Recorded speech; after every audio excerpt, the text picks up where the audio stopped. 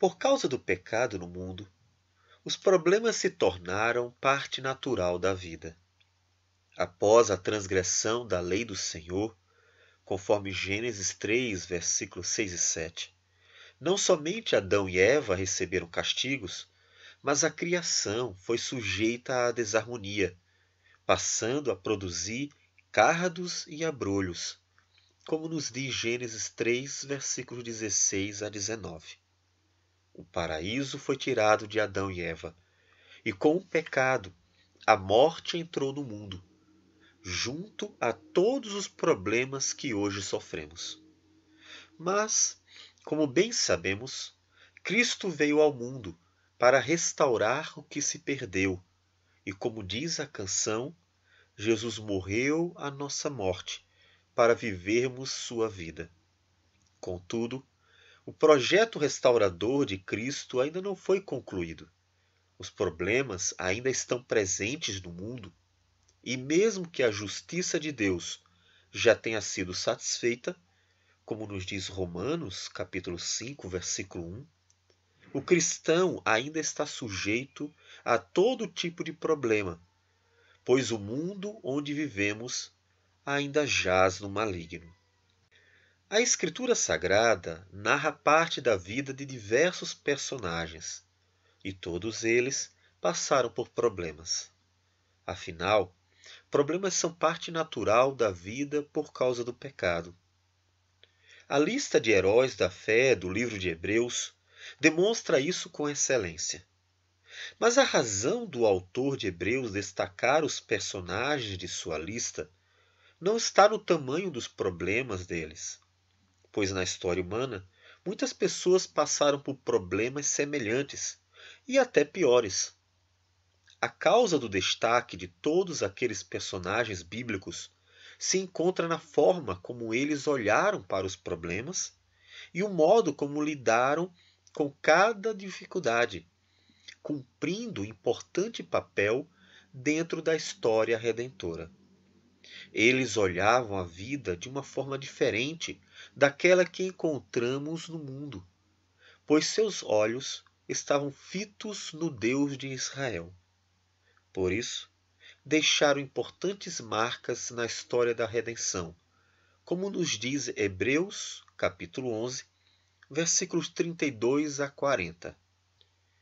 E que mais direi? Certamente me faltará o tempo necessário para referir o que há a respeito de Gideão, de Baraque, de Sansão, de Jefté, de Davi, de Samuel e dos profetas, os quais, por meio da fé, subjugaram reinos, praticaram a justiça, obtiveram promessas, fecharam a boca de leões, extinguiram a violência do fogo, escaparam ao fio da espada, da fraqueza tiraram força, fizeram-se poderosos em guerra, puseram em fuga exércitos de estrangeiros. Mulheres receberam pela ressurreição os seus mortos. Alguns foram torturados, não aceitando seu resgate, para obterem superior ressurreição. Outros, por sua vez, passaram pela prova de escárnios e açoites. Sim, até de algemas e prisões. Foram apedrejados, provados, cerrados pelo meio, mortos a fio de espada. Andaram peregrinos, vestidos de peles de ovelhas e de cabras, necessitados, afligidos, maltratados, homens dos quais o mundo não era digno, errantes pelos desertos, pelos montes, pelas covas, pelos antros da terra. Ora, todos estes que obtiveram bom testemunho por sua fé, não obtiveram, contudo, a concretização da promessa, por haver Deus provido coisa superior a nosso respeito, para que eles, sem nós, não fossem aperfeiçoados. Já que os problemas são parte natural deste mundo, como devemos olhar para eles? As pessoas, em geral, olham de forma diferente para os problemas da vida. Umas superdimensionam os problemas e se afundam num poço de amargura por causa das angústias da vida. Outras se aborrecem extremamente por causa das tribulações e murmuram contra Deus, contra todos e contra tudo.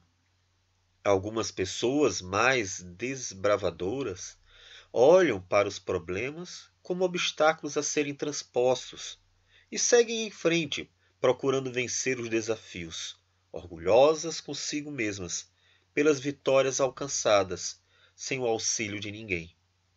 Outras deixam a vida levar, seguindo o curso do rio sem preocupação com nada, quer sejam conduzidas ao que é bom ou ao que é mal. Nenhuma dessas formas de olhar para os problemas é adequada por causa da ausência do Senhor na vida daquele que passa pela tribulação. Sem Deus, o olhar do homem para a vida é sempre embaçado, desfocado e distorcido, sem compreender a causa e o propósito da vida humana, pois eles só existem no Criador. Para o homem sem Deus, o mundo é obra do acaso, e a vida é tudo o que lhe resta. Portanto, sem Cristo, o homem não consegue ver a manifestação da glória de Deus, que se revela naqueles que esperam no Senhor, em meio aos problemas da vida. Como Deus quer que olhemos para os problemas da vida? As Escrituras possuem diversas narrativas que nos mostram problemas, grandes ou pequenos, como instrumentos para a satisfação da vontade de Deus e bem-estar de seu povo. A Igreja deve olhar para os problemas como meios e não fins, tendo Deus como soberano sobre todas as circunstâncias da vida. Por esta razão, Paulo diz aos cristãos de Roma que a tribulação produz perseverança, e a perseverança, experiência, e a experiência, esperança. Romanos 5, versículos 3 a 4.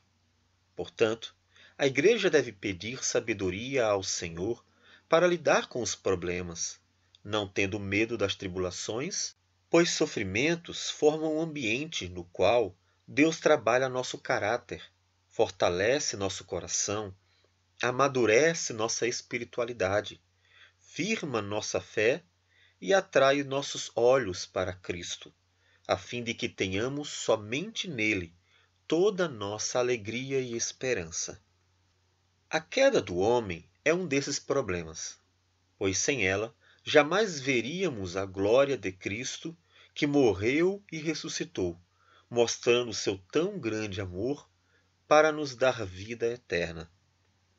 Mas não desejamos tratar desse assunto no momento, uma vez que ele requer uma dedicação exclusiva. Ainda em Gênesis, nos deparamos com uma longa e árdua história sobre a vida de José. Ele foi vendido para os midianitas por causa da inveja dos irmãos e preso injustamente no Egito por causa da mulher de Potifar. Além disso, Judá sofreu a perda de seus filhos e mulher, e uma grande fome assolou o mundo, alcançando Jacó e toda a sua casa. Todos esses eventos problemáticos formaram o cenário para a manifestação da salvação de Deus e o cumprimento da profecia dada para Abraão. Tua posteridade será peregrina em terra alheia, e será reduzida à escravidão, e será afligida por 400 anos. Gênesis 15, versículo 13. Ao fim de toda aquela jornada, Deus revelou por meio de Jacó que o Messias seria descendente de Judá e rei sobre toda a terra. Gênesis 49, versículos de 8 a 12. O Senhor também se mostrou poderoso para garantir o cumprimento de sua promessa redentora, conforme Gênesis 3,15, mesmo em meio às maiores adversidades. Em Êxodo, o sofrimento dos filhos de Israel, escravizados e maltratados pelos egípcios, formou um ambiente no qual Deus manifestou suas maravilhas, se revelando como o redentor de seu povo. Êxodo 2, versículos 23 a 25. A grande tribulação do povo foi instrumento para a revelação tipológica da gloriosa e poderosa salvação de Deus, subjugando os inimigos de Israel. Mais adiante, encontramos o lindo romance entre Ruth e Boaz, bisavós de Davi. Ruth 4, versículos 13 a 22.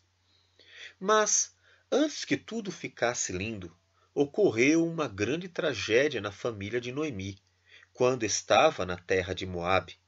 Ruth capítulo 1, versículos de 1 a 5.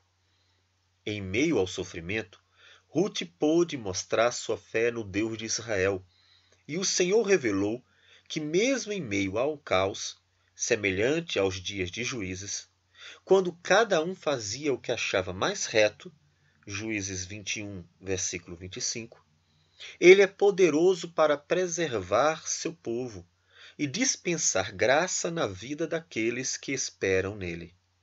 No livro de Samuel, o sofrimento de Ana foi um instrumento para que Deus trouxesse ao mundo um grande profeta, Samuel.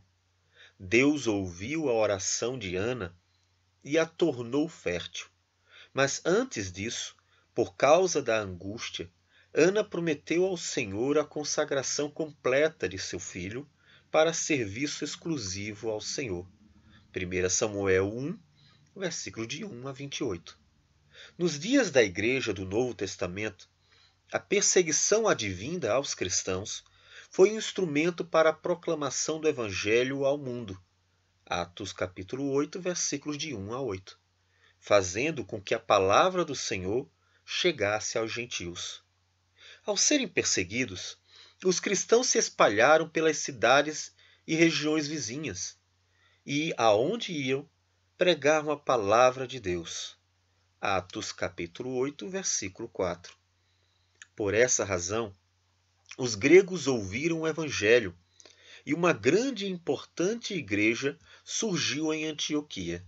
Atos capítulo 11, versículo 19 a 26.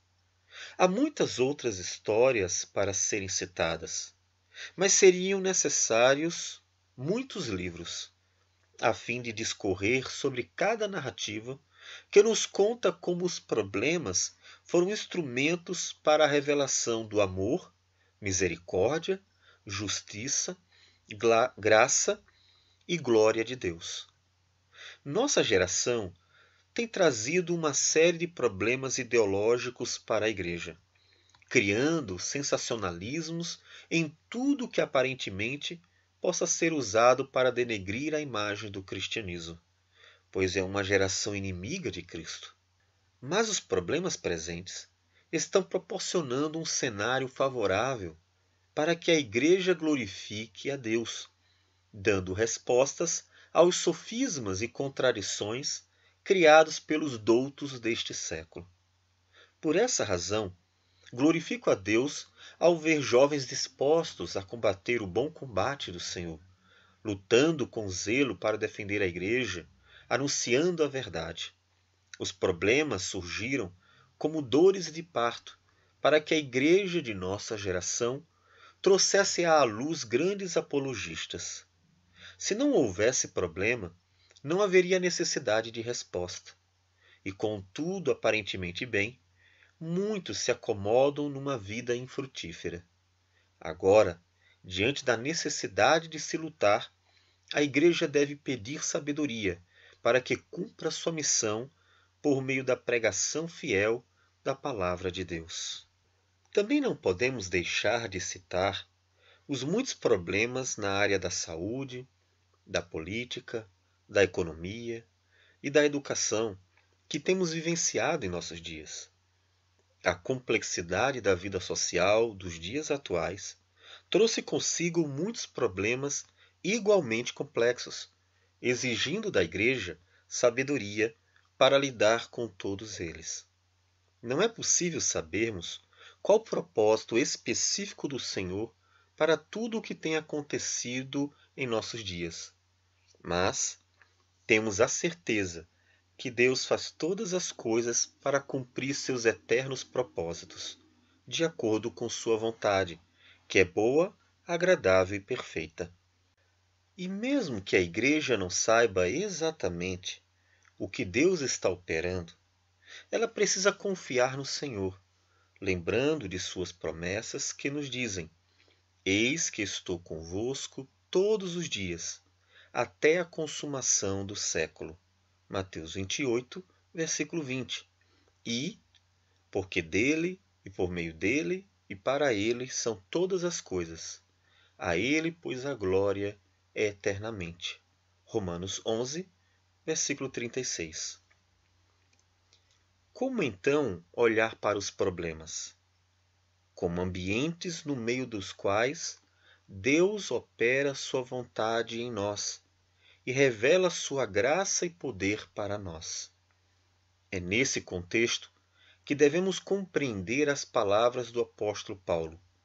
Todas as coisas cooperam para o bem daqueles que amam a Deus, daqueles que são chamados segundo o seu propósito. Romanos 8, versículo 28. Guardando tal promessa, o coração do cristão se enche de quietude, demonstrando sua plena confiança em Deus, Senhor de tudo, pois a paz de Deus, que excede todo o entendimento, guardará o vosso coração e a vossa mente em Cristo Jesus. Filipenses 4, versículo 7. Portanto, entregue suas ansiedades ao Senhor e descanse nele, sabendo que o mais ele fará. Na escassez de alimento, a Escritura nos conduz a Cristo, nosso pão do céu. João 6, 35. E na falta de água, o Espírito do Senhor vem saciar-nos a sede de Deus. João 4, versículo 10. Nas perdas de quem amamos, somos consolados pela esperança da vida eterna, pois todos vivem diante do Criador. 1 Tessalonicenses 4, versículos 13 a 18. E nas angústias da vida, somos desafiados a depositar nossa felicidade em Deus, fonte de toda alegria. Portanto, levante o rosto, olhe para Cristo e prossiga fazendo a obra do Senhor, sem deixar que os problemas da vida atrapalhem sua jornada com Cristo e para Cristo. E se a tribulação lhe parecer grande demais, clame ao Senhor pelo socorro. Pois ainda que andemos pelo vale da sombra da morte, não devemos temer mal nenhum, porque tu, ó Senhor, estás conosco e manifestará sua graça e poder em sua igreja.